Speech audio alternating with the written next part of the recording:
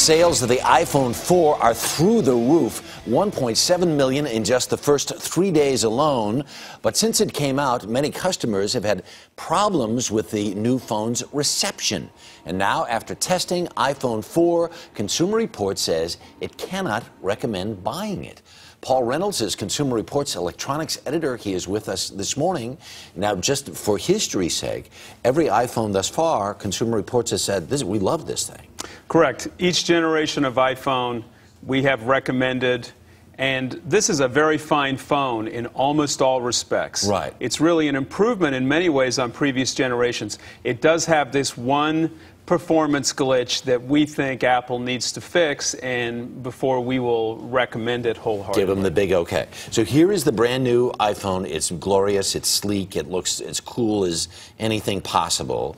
But if I'm holding it like a normal human being might be holding it, I don't know, can you see right there? There's a little bit of a gap there in the metal on the outside.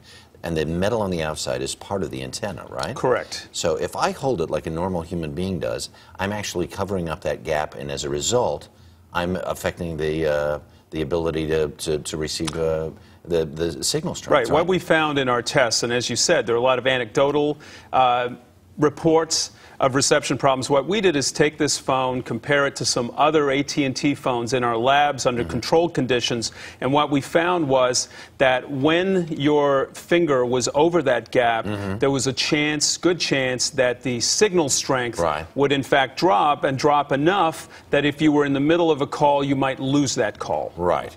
So it's very interesting because there's within the Apple world, people who use these things, they're up in arms, and people's hair is on fire and everything else. But there really is a pretty simple solution, right?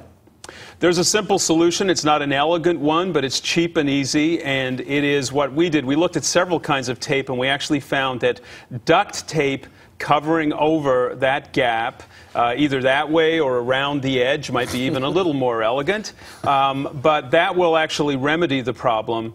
It's probably the case also that using a case or a bumper would do that as well. Right. Anything to prevent your finger from joining those two pieces of the antenna would probably work. And that's the kind of fix that we think Apple will provide, hopefully something a little more elegant than our engineers came up with. So once they provide a fix, will you give them the, presumably all things being equal, you would give them the high sign, give them the... We'd go back and take a look at that. I mean, this is a very high-scoring phone, actually, in our ratings, and it has many, many things to recommend it. So, yes, we would certainly take a look at that. But you also suggest, because a lot of people, for no matter what kind of iPhone or whatever sort of high-tech phone, use these little wraps, little protective wraps. Right. So in case you drop them, whatever, those things might prevent the signal from going out. Those things might prevent it. I mean, our position is we would hope that some fix would be coming up with, and one that wouldn't cost consumers money in order to use their phone in a normal fashion. So in the meantime, I'm going to be selling these little strips of gaffer's tape out in front of the iPhone store, you know, for what, 25 bucks, you think? There's an app for that. All right, Paul Reynolds, thanks very much.